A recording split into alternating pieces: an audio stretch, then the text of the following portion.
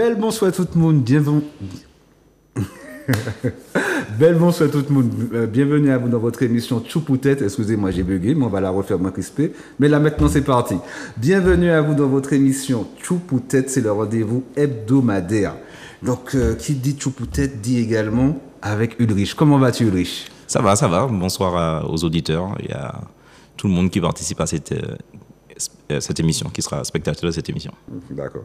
Je constate qu'on est sapé comme jamais. Oui, alors du coup, je précise que sur l'émission aujourd'hui, tous les co-animateurs et l'invité sont habillés par la Koussankofa, l'association La Koussankofa, qui a une boutique qui s'appelle Weri et qui se trouve du coup à Saint-Joseph, dans le bourg de Saint-Joseph, 3 rue Orbe à Saint-Ali. Donc passez faire un tour pour voir, il y a des produits cosmétiques, il y a des produits de l'artisanat, il y a des produits pour consommer sur place en tout cas, et puis il y a des livres. Le plus important même, j'ai envie de dire que ce sont les livres qu'on ne trouve pas justement ailleurs en général, qui sont autour de l'histoire effectivement caribéenne, africaine et panafricaine. D'accord.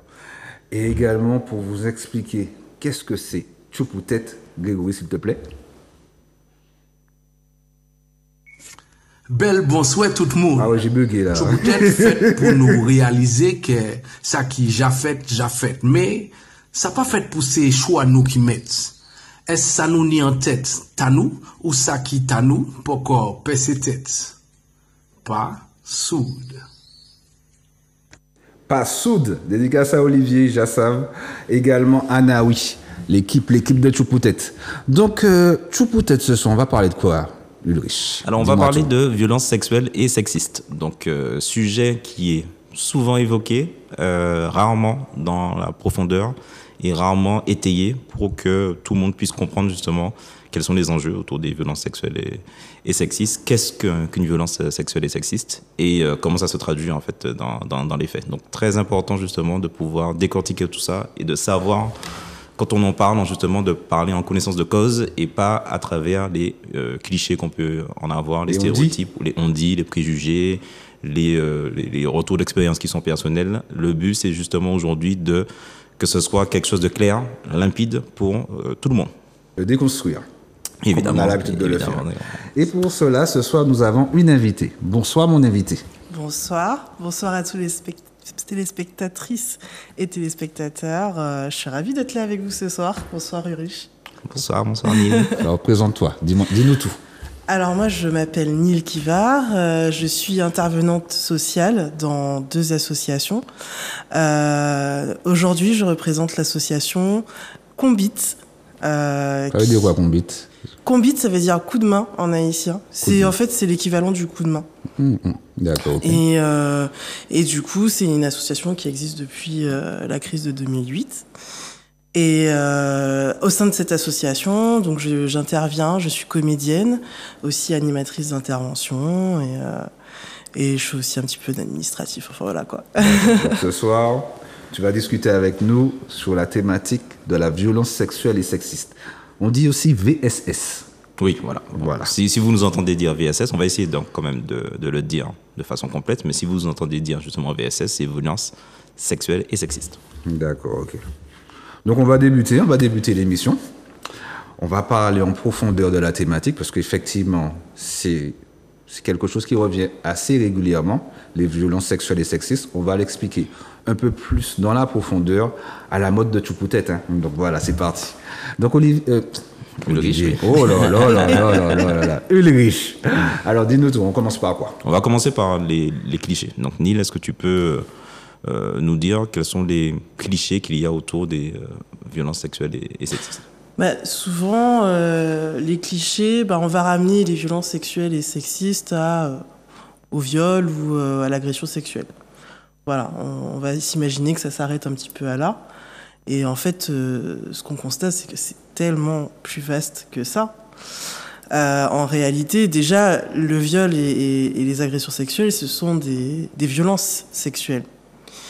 Elles sont en majorité sexistes, grande majorité sexistes. Mais voilà, ça c'est le premier cliché. D'accord. Est-ce qu'il y a d'autres clichés que tu vois comme ça qui apparaissent quand on parle des violences sexuelles et sexistes? Par exemple, les violences sexistes, oui, on peut se dire que c'est voilà, une petite insulte comme ça, voilà, au détour d'une conversation et tout, alors qu'encore une fois, c'est bien plus profond, quoi. Ou bien que les violences, ça va s'arrêter à de la violence physique. Voilà. En général, c'est ça les clichés. Physique et psychologique, ou bien plus physique? Dans les clichés, quand on entend violence, en tout cas, on pense plus à violence physique. Enfin, c'est-à-dire sexuelle et physique, voilà. D'accord, ok. Sexuelle psychologique, et physique. Un peu moins. C'est un peu moins dans les clichés. Donc le côté psychologique ne va pas... Oui, effectivement. Mais dans la réalité, par contre, oui. Dans la réalité. Et surtout en répétition aussi. Voilà. Et effectivement, j'ai déjà été confronté à la situation où il n'y a que le moment où l'agresseur, en tout cas, passe à une phase physique que justement les personnes autour, l'entourage ou la personne qui en est victime commencent justement à reconnaître en fait que c'est une violence sexuelle ou sexiste, alors effectivement que dès qu'il y a le travail psychologique d'emprise qui est fait, en fait, on peut déjà parler de violence. Mais c'est vrai que souvent, ça arrive en dernier recours. C'est vraiment qu'on est vraiment acculé, qu'on se dit, OK, là c'est une violence, quand ça devient physique, alors que tout le cheminement qui est fait autour fait déjà partie, en fait, de ces Donc, la partie psychologique rentre dans la partie violence. Oui. Voilà. Oui. Une violence n'est pas que physique, ou verbale, une insulte, etc. C'est tout ce qui va porter atteinte à l'intégrité physique et morale, justement, de l'individu. Ok, d'accord. Ok. Tout à fait.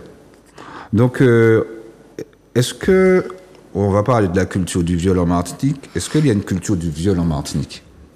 Parce que là, on va parler de chez nous, effectivement, Martinique, Guadeloupe, mais surtout de la Martinique.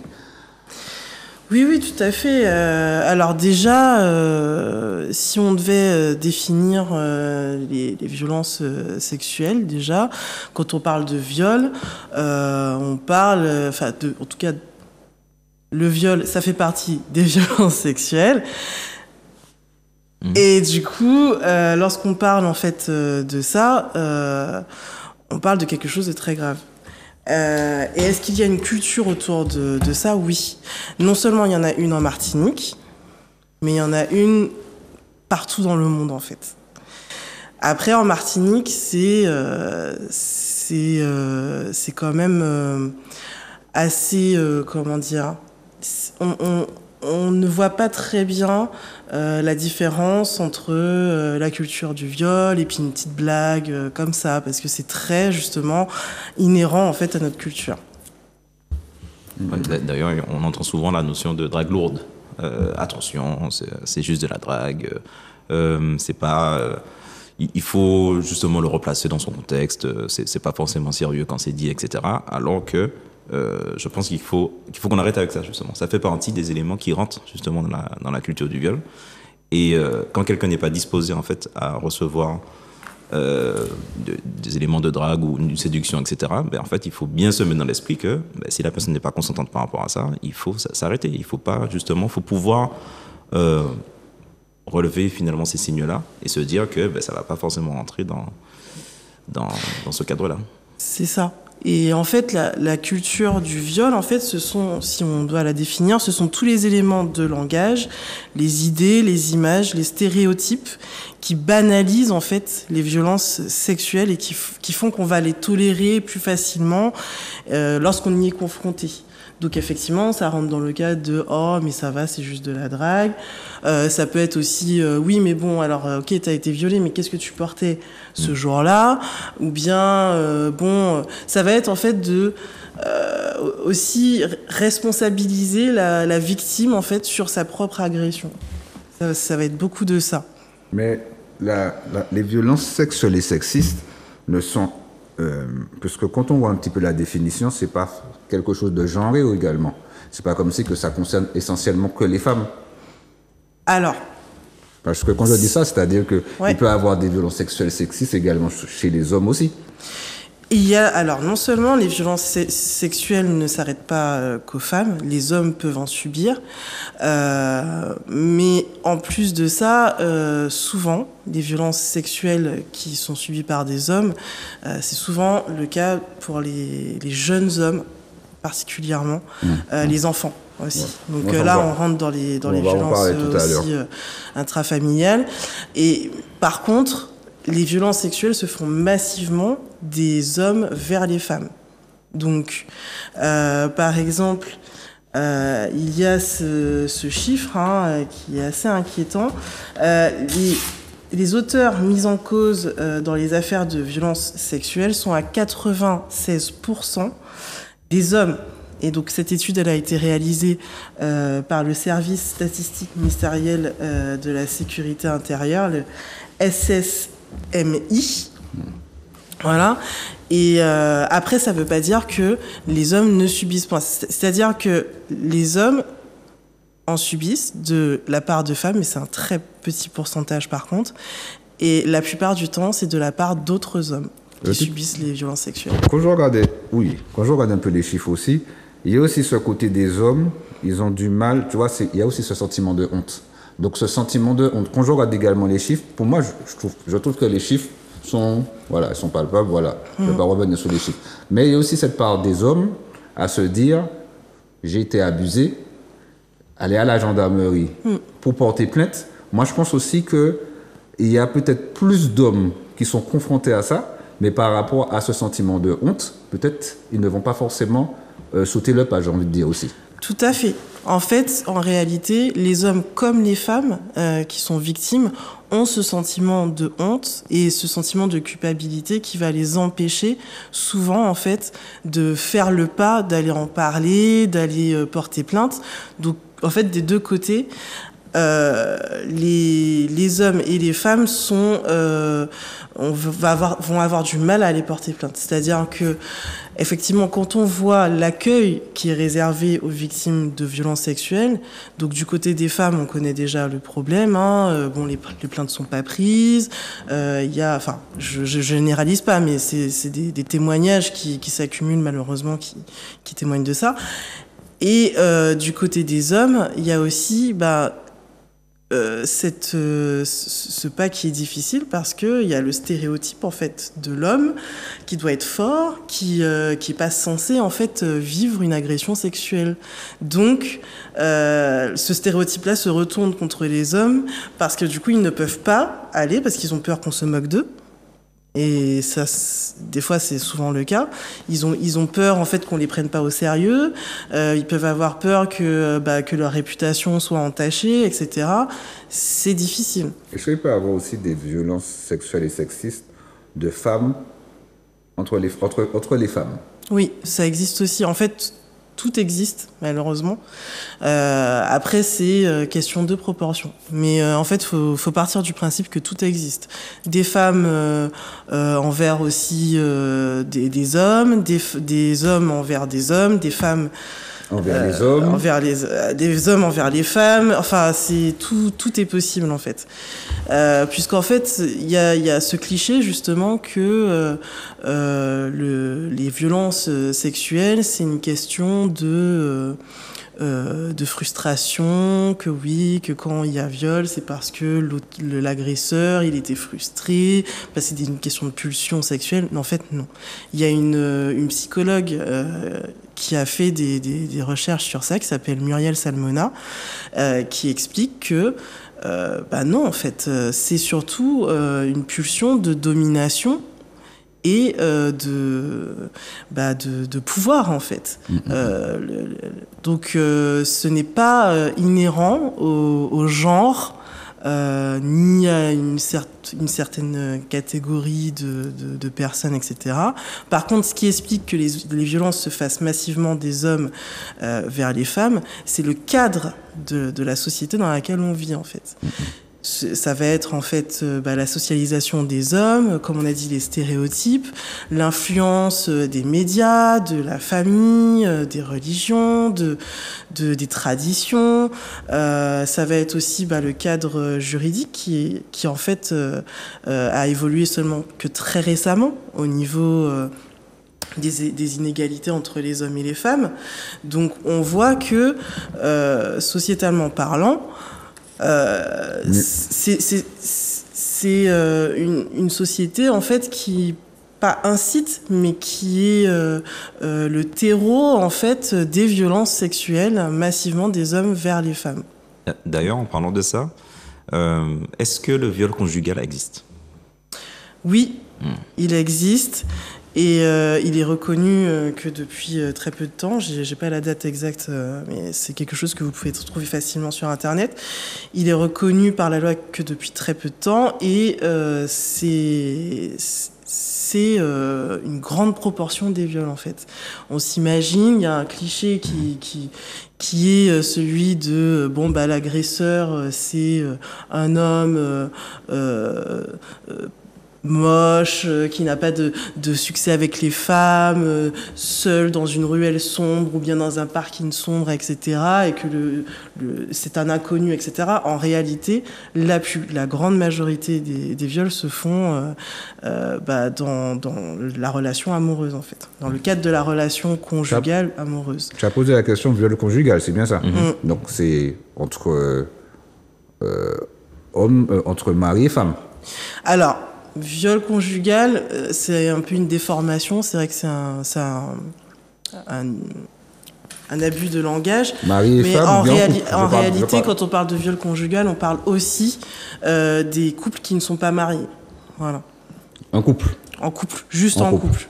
C'est dans le cadre de la relation amoureuse. C'est-à-dire que monsieur a envie de faire l'amour, madame n'a pas envie, il insiste davantage et puis voilà.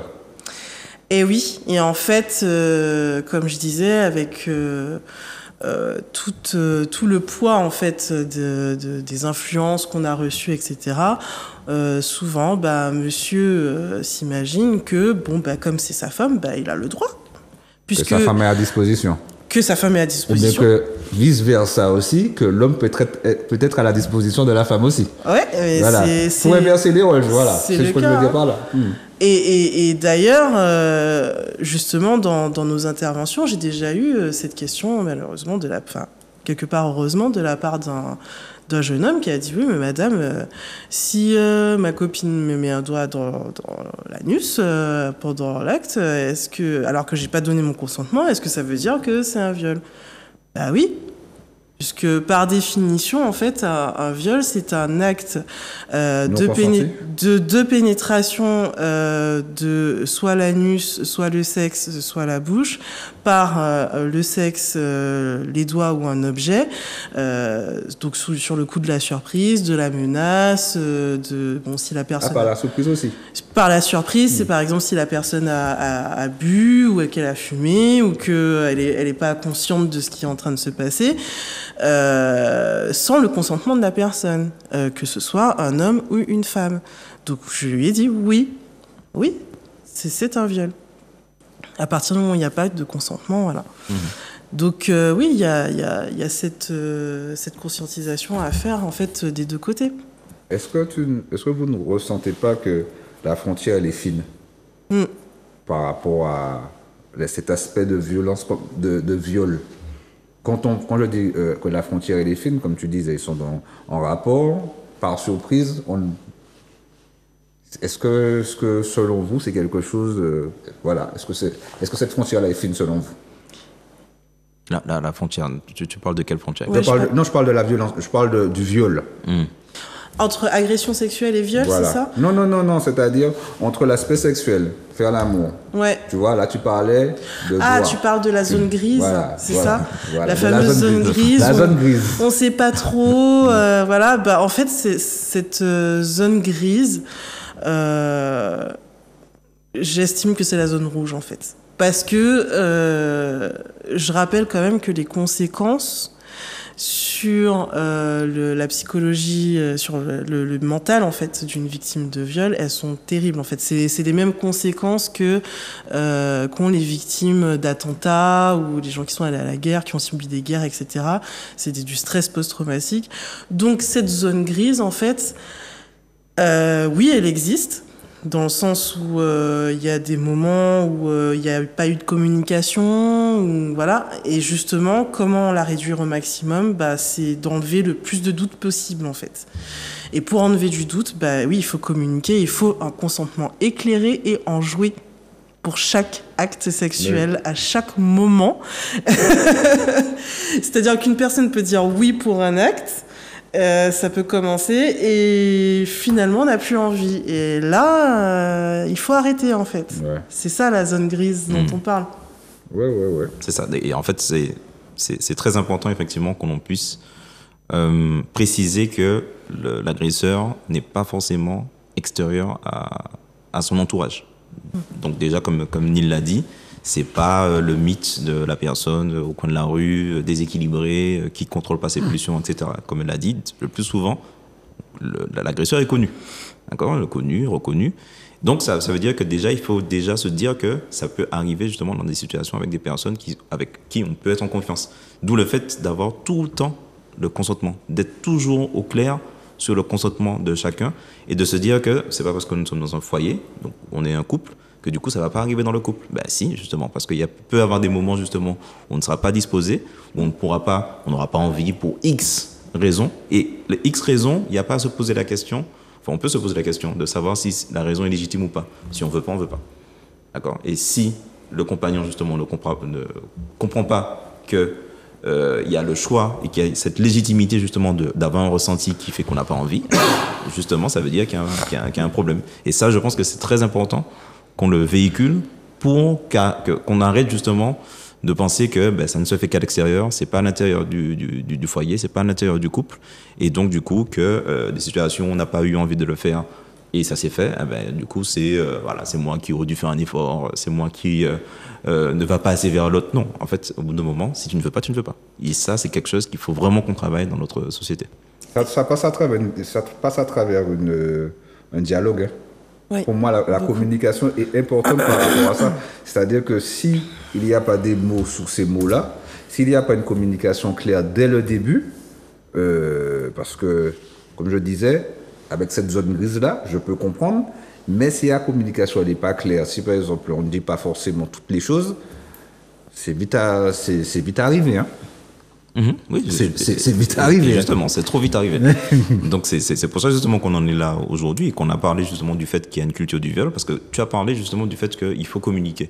Mais il y a une culture en fait qui est existante, qui est là, qui est palpable justement, qui fait que à des moments justement où on va être dans cette zone grise, la culture va prendre le dessus. Parce que justement, comme on l'a dit, il y a des mécanismes qui vont rentrer en jeu. On est dans un couple, c'est pas possible en fait qu'il y ait un viol.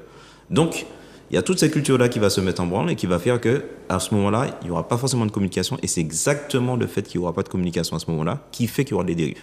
Donc, c'est intéressant, effectivement, de pouvoir dire qu'il faut dialoguer. Mais il faut se rendre compte qu'il n'y a pas forcément des moments où le dialogue, justement, il y a une réceptivité du dialogue des deux côtés, de façon verbale ou non verbale. Et à ce moment-là, justement, c'est très compliqué de pouvoir le dénouer. De se dire que là, on est dans la zone grise, qu'est-ce qu'on fait ? J'ai aussi l'impression que, au-delà de la communication, il y a une certaine empathie à développer et à travailler, en fait, dans le couple. C'est-à-dire que souvent, ce que je remarque quand même, c'est que au niveau empathie, les femmes vont plus souvent en faire preuve parce qu'elles sont conditionnées à ça. En fait, dès petites, on va te dire fais attention à tes frères et sœurs, etc. Le côté maternant, etc. Donc c'est un conditionnement social aussi. Hein. Au contraire, les hommes, on va plutôt leur dire de réfréner leurs émotions, de toujours paraître fort, ne pas pleurer, etc. Et du coup, on peut pas reconnaître se mettre à la place de l'autre si déjà on n'est pas connecté à ses propres émotions. Donc du coup, ce qui explique encore une fois pourquoi c'est massivement des hommes vers les femmes et pourquoi aussi c'est dans le couple, c'est que souvent, en fait, on a du mal à se mettre à la place de l'autre. Est-ce que ce que j'ai envie de faire à ma partenaire, est-ce qu'elle en a vraiment envie ? Est-ce que si on m'imposait un acte sexuel, ça me plairait ? En fait, il y a aussi ce... Mais est-ce qu'il n'y a pas de spécificité par rapport à chez nous ? Par rapport à la Martinique, par rapport à notre communication ? Parce que notre communication, est-ce qu'elle est aussi claire pour pouvoir avoir cette transparence-là, de ne pas arriver jusque-là? Mais je pense que si c'était le cas, on Parce n'aurait pas que- fait l'émission.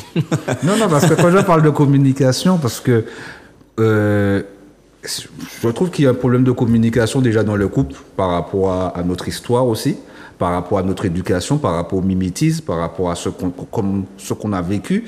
Donc, c'est pourquoi que je comprends, mais je sais qu'il peut y avoir, je ne veux pas dire que c'est nuancé, mais il peut y avoir des problèmes de communication par rapport à ça. Oui, c'est clair. Bah, pour ce qui est des violences sexuelles, effectivement, on a un vrai problème ici, puisque le taux de violence sexuelle est 3 à 4 fois plus élevé qu'en hexagone. Donc, c'est vrai qu'il y a un climat de violence générale, en fait. Il y a un rapport à la femme, particulier en Martinique. Il y a un rapport à la sexualité déjà qui est particulier. Ouais. Un rapport aux femmes, il y a un terrain de sexisme quand même assez grand. Et puis très tôt, je sais pas moi, on peut entendre des trucs Marie Poulzotte, voilà, j'ai coque moi, des choses comme ça. On va beaucoup inciter les petits garçons et les jeunes hommes. Et ça, c'est pas forcément que les hommes qui vont inciter. Il y a aussi les mères, les tantes. Donc nous avons voilà. nos spécificités alors chez nous. Toute la famille, tout l'entourage va Encourager. attendre en tout cas que le garçon, l'homme, ait une sexualité, voilà quoi, qui soit multiplier les partenaires, avoir beaucoup de conquêtes, etc. Alors que pour les filles, on va attendre, c'est un principe de socialisation. Donc pour les garçons, c'est la réputation. Il faut voilà, en tout cas, entre hommes, je sais que beaucoup se félicitent d'avoir plusieurs partenaires, etc. Et pour les filles, ça va être le principe de respectabilité. Donc, il faut pas justement montrer qu'on a du désir. Il faut faire attention, pas déshonorer la famille, faire ces trucs cachés, en baffet, tout ça, voilà. Ça va être beaucoup ça. Donc déjà, on part effectivement sur un terrain culturel qui Particulier. Qui est vraiment particulier. Et après, dans plein d'autres pays du monde, c'est le cas aussi. Attention, je dis pas que... Voilà. Mais par rapport, si on devait faire une comparaison hexagone-Martinique, ouais. Quand tu parles de chiffres, tu peux rappeler par rapport à tes sources. Est-ce que c'est les chiffres... Voilà, je réfléchissais à ça aussi. Ce sont les chiffres durant l'année, à une certaine période. Ces chiffres-là, c'est sous quelle période? Alors, pour le taux, là, c'était 2022. 2022, sous l'année Et 2022. c'est l'Ovifam, ouais. D'accord, ok. Donc, du coup, c'est des chiffres inquiétants. Et surtout que la population la plus touchée, en fait, par ces violences sexuelles, donc que ce soit hors du couple ou dans le couple, c'est les jeunes filles. Pourtant, je vois beaucoup de communication, beaucoup de campagnes dans ce sens-là, de sensibilisation, pour avertir ces violences-là. Mm-hmm. Tout au long de l'année, il y a des campagnes. Oui, tout au long de l'année, il y a des campagnes. Ce sont des choses les racines en fait de ces dynamiques-là sont très profondes en fait. N'oublions pas que nous en Martinique, nous venons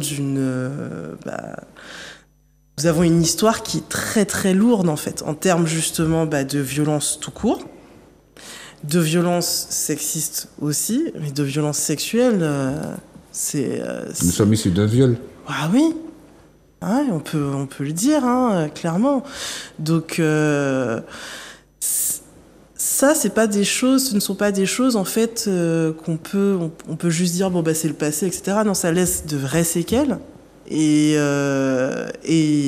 c'est à nous, en fait, aujourd'hui, en parlant, en trouvant des solutions ensemble, de traiter ces séquelles, de les regarder en face et puis de s'en débarrasser une fois pour toutes. Mais je pense qu'il y a le côté regarder en face. C'est-à-dire qu'il y a des sensibilisations qui sont faites, on est d'accord.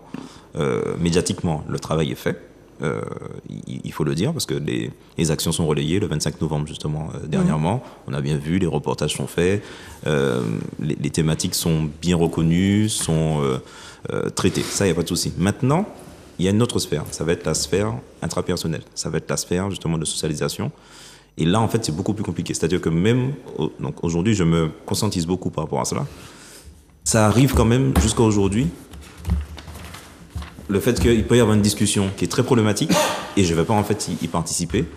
Et après coup, je peux ressentir cette culpabilité de me dire, ben voilà, j'ai encore laissé passer ce côté-là où on a eu des rapports, justement, des discours qui étaient sexistes, des discours qui étaient violents, justement, envers notamment les femmes. Et ben, en fait, je me suis tué. Je me suis tué, j'ai pas eu le courage, en fait, à ce moment-là, d'affronter la meute, le groupe, pour manifester mon désaccord et dire non, en fait, c'est fini. Il faut vraiment qu'on arrête, en fait, de penser d'une certaine façon aujourd'hui dans notre société. Donc, au-delà du travail médiatique, il y a aussi un travail à faire justement nous-mêmes justement sur nous-mêmes, voir justement les relents qu'on a aussi nous en tant qu'êtres humains qui favorisent justement ce climat-là, cette culture du viol, et comment on agit dans l'espace public ou privé en tout cas pour pouvoir contrer cela. Au-delà de la sensibilisation médiatique, c'est qu'est-ce qu'on fait au quotidien pour pouvoir enrayer justement ces micro-violences qu'on peut apercevoir justement et que des fois, effectivement, il faut reconnaître qu'on ferme les yeux.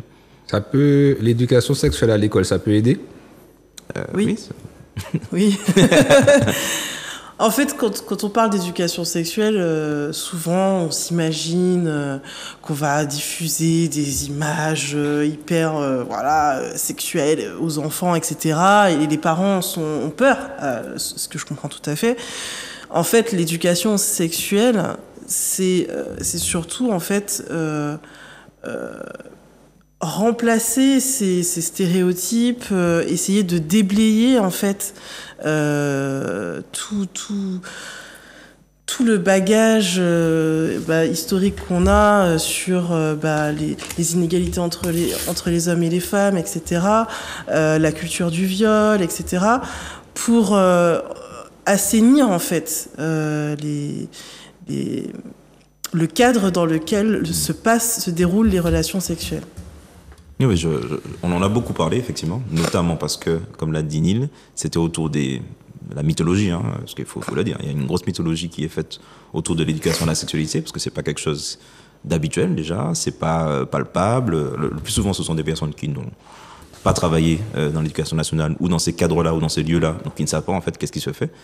Et c'est dans ce cadre-là qu'on en a parlé. Mais malheureusement, on n'en a pas parlé dans le cadre justement de combattre le fait que les violences sexuelles et sexistes peuvent apparaître et peuvent apparaître très tôt dans la vie justement d'une jeune fille ou d'un jeune homme. Et s'il n'est pas capable de reconnaître en fait les signes que quelqu'un est en train justement de l'agresser, comment la personne justement comment on peut traiter finalement ce cas-là si la personne n'est pas en capacité déjà de le reconnaître, savoir qu'est-ce que c'est, quelle réaction qu'on peut avoir, quelles personnes, ressources qu'on peut aller voir quand ce type de comportements se produisent. En fait, c'est le rôle justement de l'éducation à la sexualité. Donc, prenons nos responsabilités en se disant, si l'éducation nationale décide de le faire, c'est bien parce qu'il y a quelque part, il y a une zone grise, encore une fois, et il ne faut pas justement qu'il y ait une zone grise. Il faut que les différents strates de la population, de la société puissent prendre ses responsabilités et faire le travail, en fait. L'essentiel, c'est que le travail soit fait et que l'information soit divulguée.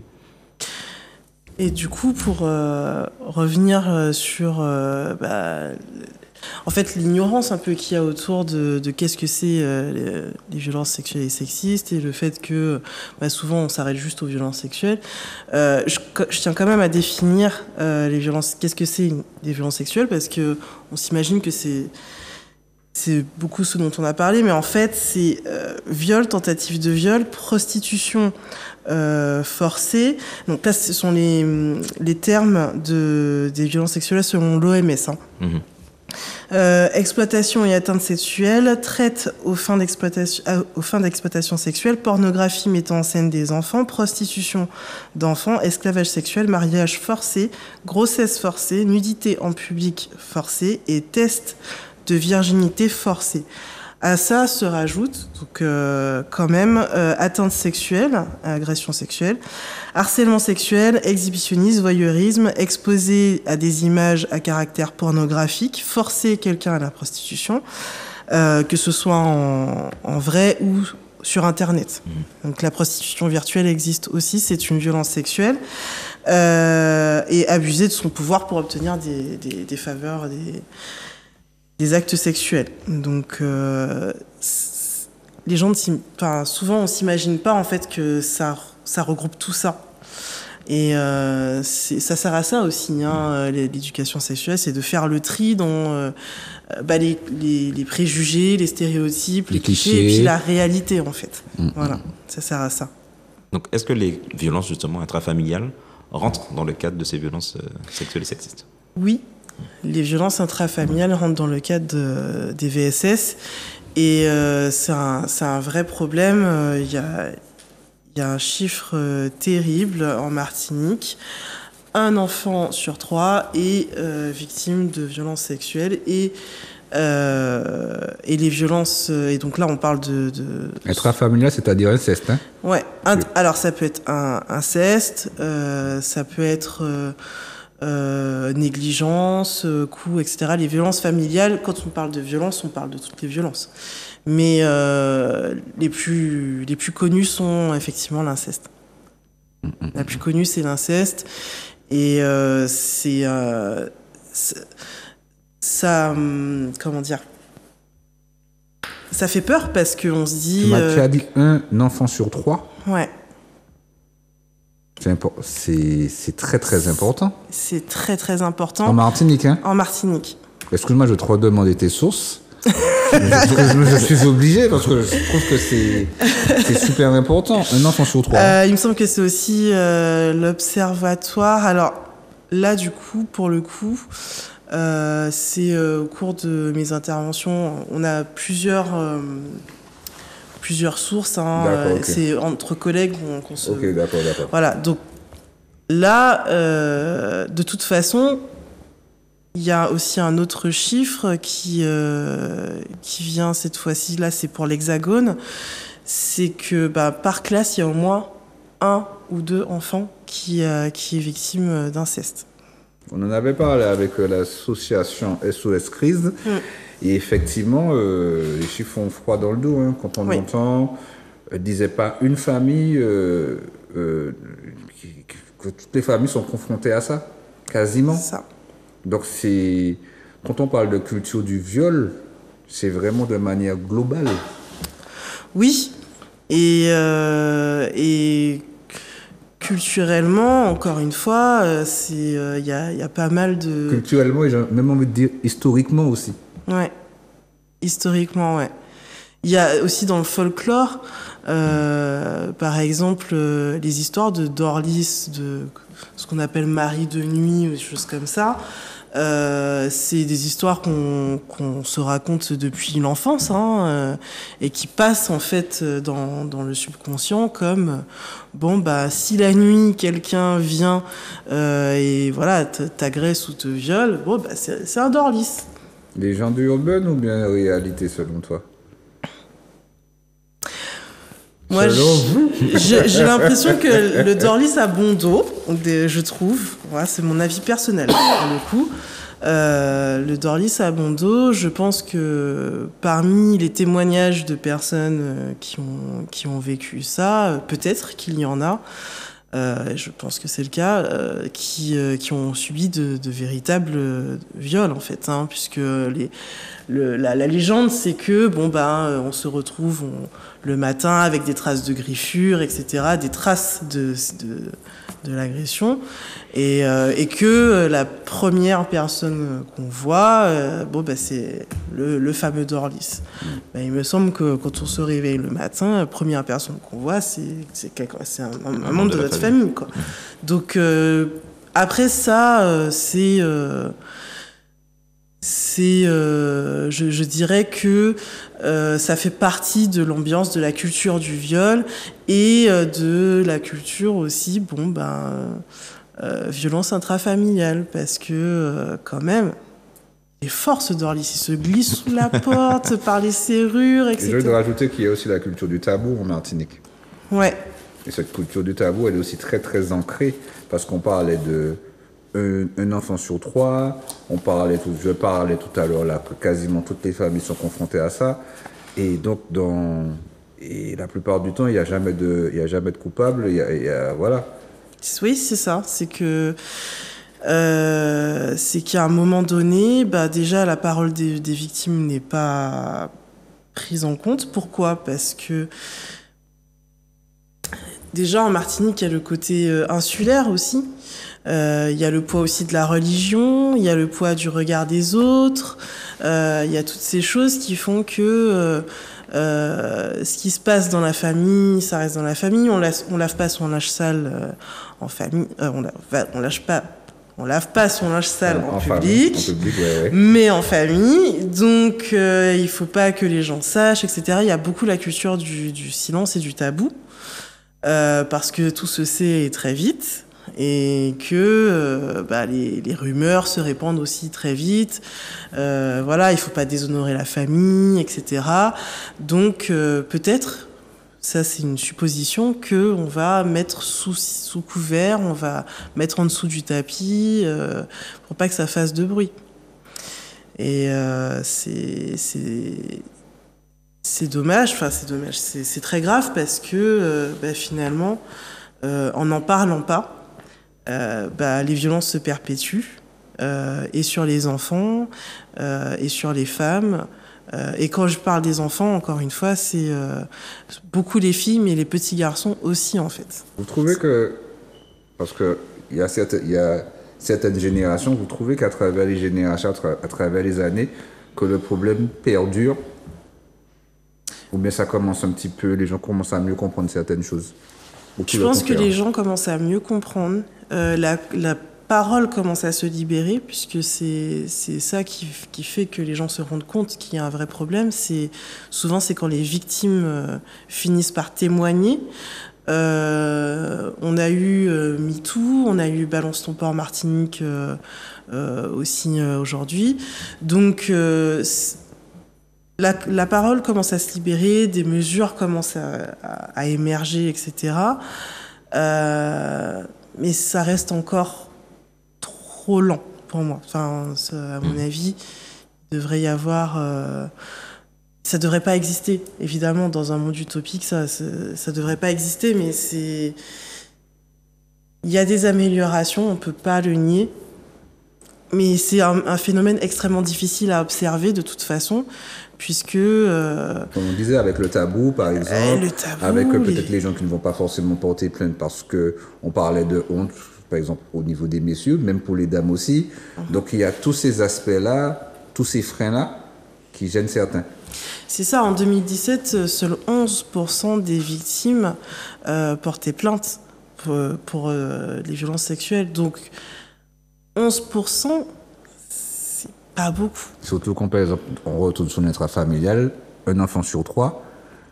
Et en plus, en fait, là, dans le cadre des violences intrafamiliales, qui va écouter les enfants, puisque qui va recueillir leurs paroles, en fait, qui va les croire, qui va les aider, qui va les accompagner, c'est extrêmement compliqué comme sujet. Tu trouves qu'au niveau logistique, c'est-à-dire au niveau des plaintes, au niveau des associations, qu'il y a un travail, par exemple au niveau de la gendarmerie pour celui qui veut porter plainte, est-ce que tu trouves qu'il y a une professionnalisation à pouvoir recevoir ces plaintes?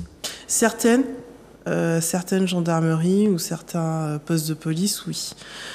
Par exemple, si vous êtes une femme victime de violence, mais que vous êtes en compagnie de l'agresseur ou que vous avez peur qu'on vous entende ou quoi que ce soit, vous avez sur le comptoir de l'accueil un code couleur un code couleur ou un code que vous pouvez transmettre en toute discrétion pour que la policière ou le policier puisse vous entendre. Ou bien une fois qu'on a compris ce qui se passait, on va vous rediriger vers une psychologue, etc. Enfin, la prise en charge est meilleure dans certaines gendarmeries, dans certains postes de police, mais dans d'autres, c'est catastrophique. il y a encore énormément de choses à faire. Et en ce qui concerne les associations, en Martinique, vous avez l'association Culture Égalité qui peut accueillir sur rendez-vous des femmes ou bien par téléphone pour prendre en charge des femmes et des filles, des jeunes filles. Pour prendre en charge les victimes. Vous avez aussi l'UFM qui a une plateforme qu'on peut appeler lorsqu'on est en recherche de solutions. Donc il y a SOS Crise aussi dont tu as parlé tout à l'heure. Et c'est en train de se développer, les outils sont en train de... C'est pourquoi je disais aussi, quand on parlait au début, quand je parlais des hommes, on parlait de genre. J'entends beaucoup pour les femmes, mais j'entends pas beaucoup pour les hommes aussi, malheureusement. Moi, j'encourage beaucoup mes chers camarades hommes qui travaillent sur ces sujets à créer des associations. Parce que je sais qu'il y a la honte, parce que je le répète, parce qu'il y a ce côté honte d'un homme de se dire, bon, je vais aller à la gendarmerie, parce que même si que les chiffres... On en a déjà parlé, 98%, il me semble, 2% par rapport à certains chiffres. Mais il y a quand même certaines personnes qui subissent par rapport à tout ça. Bien sûr. Et ces personnes, on en fait quoi? Ils vont où, en fait? Donc, c'est important qu'il y ait des hommes qui prennent, en fait... cette mission d'accueillir les hommes, parce que les hommes aussi en ont besoin, parce que je tiens quand même à dire que cette société dans laquelle on vit, donc le patriarcat, est la raison pour laquelle ces hommes ne sont pas pris au sérieux. La raison pour laquelle ils ne sont pas pris au sérieux, c'est parce qu'ils sont censés ne pas être victimes de violence, puisqu'ils sont censés être dominants, être autoritaires, etc. Donc, en fait, on se moque d'eux parce que on les traite de toutes sortes de noms. Je vais pas, mais vous comprenez quoi. Parce que quand je vois là, il y a un rapport par rapport aussi à l'homosexualité, les hommes contre les hommes, surtout des fois dans le milieu carcéral aussi, ça existe souvent aussi. Donc il y a tous ces aspects-là aussi à prendre en compte. Oui, et il y a aussi énormément d'homophobie. Intrafamiliale aussi, par exemple. Et il y a aussi, parmi les violences intrafamiliales, il y a aussi les violences homophobes aussi. Des parents qui renient leurs enfants, qui les mettent dehors parce qu'ils sont pas la sexualité. Comme tu disais, la violence psychologique également qui fait partie de cette violence sexuelle et sexiste. Exactement. Donc, si on veut arriver à juguler toutes ces choses-là, il faut faire un travail justement d'éducation. De sensibilisation, de communication, Voilà. D'éducation. D'éducation, parce qu'il va falloir mettre en place des outils qui nous permettent justement de déjouer en fait ces pièges-là justement qui sont aujourd'hui connus grâce justement à des combats qui se sont faits et des travaux qui sont faits par des spécialistes justement qui révèlent les mécanismes pour justement qu'on puisse les combattre. Et c'est important justement qu'on puisse le faire. Et justement, Neil, est-ce que tu peux nous parler justement de ce que tu fais avec l'association Combit pour rentrer dans ce travail d'éducation justement?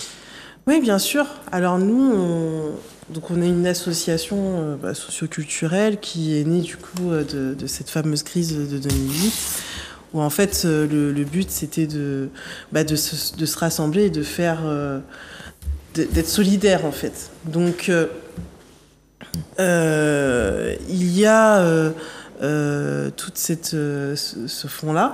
Et ensuite, on est aussi intimement lié au Théâtre Forum. Donc le Théâtre Forum, qu'est-ce que c'est ? C'est un outil d'éducation populaire qui a été créé par Augusto Boal au Brésil. Et c'est du théâtre interactif. C'est-à-dire qu'on va jouer des scènes de la vie quotidienne, mais qui sont problématiques, où il y a un personnage qui est en difficulté. Et ensuite, quelqu'un dans le public peut venir dans la scène et jouer son propre rôle, c'est-à-dire qu'est-ce que cette personne aurait fait dans cette situation. Et du coup, la personne peut venir et jouer à sa sauce, en fait. Un outil, alors? C'est un outil. C'est un outil. C'est un outil et qui est terriblement efficace parce que c'est pas, on ne vient pas en fait dire aux gens, ben voilà, il faut faire comme ça, il faudrait faire comme ci, etc. Ce sont les gens. C'est le public en fait. C'est tous ensemble quelque part que on fait preuve d'intelligence collective puisque c'est un espace d'expression, où on se sent en sécurité et on fait preuve d'intelligence collective et ainsi on peut trouver ensemble des solutions satisfaisantes. Donc c'est un outil qui fonctionne avec tout type d'âge, avec tout type de public. On peut faire des interventions, donc généralement on en fait en milieu scolaire, donc collège, lycée. On en fait aussi, par exemple, pour certaines entreprises qui veulent faire du team building, où il y a des conflits internes. On peut en faire aussi pour des associations qui veulent trouver une manière justement de créer un nouvel outil. On peut l'utiliser pour vraiment plein de problématiques différentes. Mais les problématiques que nous, on traite le plus souvent, ce sont effectivement les violences sexistes et sexuelles. Ça va être la violence et le consentement dans la relation amoureuse. On va traiter, par exemple, dans l'intervention en milieu scolaire, on va traiter de l'influence du groupe des pairs, on va traiter du droit aux relations sociales, on va aborder ces sujets-là, de la jalousie, des droits des femmes, en fait, du consentement et de la socialisation genrée qu'on a vu tout à l'heure. Donc, c'est un outil en fait qui permet à la fois d'apporter un apport théorique et en même temps de jouer, de s'amuser parce que évidemment même si ce sont des sujets qui sont graves, on y met quand même une touche d'humour, de légèreté pour prendre un petit peu de recul aussi. Et puis, en même temps, réfléchir à des solutions. Mmh. Et souvent, c'est très efficace. D'ailleurs, on a beaucoup parlé des violences sexuelles. Qu'est-ce qu'il en est, en fait, des violences sexistes ? Et oui, parce que du coup, voilà, le cliché, c'était ça. C'était que les VSS, c'était que ça. Mais en fait, oui, c'est hyper large. Les violences sexistes ne sont pas que sexuelles. Par exemple, vous avez tout un tas de violences. Donc, parmi les violences conjugales, par exemple, vous avez les cyberviolences, qui était d'ailleurs le thème de la campagne de Sévifem de cette année, du 25 novembre. Vous avez les violences administratives. C'est le fait de, par exemple, confisquer le passeport, ou bien empêcher d'aller faire les démarches administratives. Les violences économiques, confisquer la carte bleue, les choses comme ça. Vous avez le harcèlement, le fait d'envoyer tout le temps des messages, etc. Et les violences psychologiques qui sont une très grosse part, en fait, des violences conjugales, par exemple. Les violences sexistes, c'est aussi le harcèlement de rue. Le harcèlement de rue, ça peut être le harcèlement aussi au travail. Enfin, c'est très vaste, hein. Il y en a énormément. Est-ce que la moquerie au travail, ça rentre également dans les violences sexistes? Si c'est adressé sur le genre, oui. D'accord. Par exemple, mais qu'est-ce que t'as aujourd'hui? T'as tes règles ou quoi? Ça, c'est une violence sexiste, c'est outrage sexiste. J'ai une anecdote, c'était une femme qui disait à une autre femme, tout ça que t'as la laide, tu vois, elle répétait tous les jours, c'était la cible de sa collègue, tu vois. Ouais. Et donc, à chaque fois, même la collègue, elle avait du mal, par exemple, elle ne remettait pas le même sac, elle avait du mal en termes de se sentir à l'aise dans le travail. Donc ça aussi, ça passe par... Alors ça, c'est du harcèlement moral. Harcèlement moral. C'est pas, là, ça rentre pas dans les violences sexistes. D'accord, ok. On va faire un petit mot pour la fin, parce que on a parlé, mais malheureusement, nous arrivons à terme de l'émission. Mais oui, le mot de la fin, moi, je suis ravie à chaque fois d'en parler, d'être sur ce plateau. Pour moi, ce qu'il faut retenir, c'est que les VSS, les violences sexistes et sexuelles, c'est l'affaire de tous, en fait. Tout le monde est touché de près ou de loin, que vous soyez un homme ou une femme, un enfant, tout le monde est touché et que, alors, le théâtre forum, ça fait partie des outils d'éducation populaire qu'on peut utiliser, il y en a d'autres. Mais vraiment, n'hésitez pas à faire appel à Combit, à d'autres associations qui travaillent sur ça. Et puis, comme dit Ulrich, c'est aussi une responsabilité personnelle de s'éduquer sur ces sujets et de remettre en question un peu tout ce qu'on a intégré depuis l'enfance sur ce sujet-là. D'accord. Louis ? Oui, comme je l'ai dit, prenons nos responsabilités. Donc, par exemple, je suis un homme, je fais partie justement de ceux qui incitent à ce qu'on prenne notre place pour pouvoir justement combattre ces violences-là qu'on fait subir déjà, puisqu'on l'a bien vu, qu'on est majoritaire à le faire subir, et ensuite à participer à faire cette éducation-là justement et à rentrer dans les lieux où ça peut être compliqué effectivement d'avoir un avis contraire, mais de pouvoir le faire, d'avoir le courage de le faire, pour qu'on puisse justement, parce que c'est pas juste une histoire de femmes qui doivent faire ce travail-là. Tu as parlé tout à l'heure du fait qu'il n'y a pas d'association d'hommes, que les hommes en fait montent leur association. Nous, on a les cercles d'hommes, c'est déjà, on fait déjà ce travail-là pour recevoir la parole de l'homme. On est aussi confronté au fait que il n'y a pas forcément une grosse émulation par rapport à cela, parce que c'est toujours compliqué en fait de passer le pas et de se dire que on va justement parler de choses profondes entre hommes parce que ce n'est pas qu'une histoire de femmes, c'est une histoire de société et il faut tous qu'on prenne notre responsabilité dedans et qu'on se regarde justement, qu'on prenne nos responsabilités, qu'on se regarde en face et qu'on se dise je fais partie des personnes qui sont problématiques, il faut que je me soigne et il faut que je participe justement à soigner la société. Donc n'hésitez pas à donner aussi votre avis, puisqu'on va en parler après l'émission sur F-Media. F-Media 234, donc sur Instagram. N'hésitez pas, on va parler ensemble. Donc n'hésitez pas à discuter avec nous, à interagir avec nous. Voilà, donc c'est ce que je voulais dire. Prenons nos responsabilités, c'est une affaire martiniquaise qui nous concerne tous, c'est nous-mêmes par nous-mêmes. Donc faisons justement les actions et n'hésitons pas justement à se rapprocher des associations qui font déjà ce travail-là, celles qui vont se créer. Donnons la force en fait pour qu'on puisse juguler en fait tout ce dont on vient de parler, les violences sexuelles et aussi les violences sexistes. Ne pas oublier des violences, ne pas en sous-estimer, ne pas continuer avec cette omerta, cette culture du tabou. Ça nous a emmené là. Soyons bien d'accord que si on en est là, c'est que c'est problématique, qu'il faut le traiter. D'accord, ok. J'espère que vous avez apprécié cette émission de ce soir, très en profondeur. Et le rendez-vous est pris, donc, juste après, on est Instagram, F-Media 234, sinon la semaine prochaine, à l'autre nuit.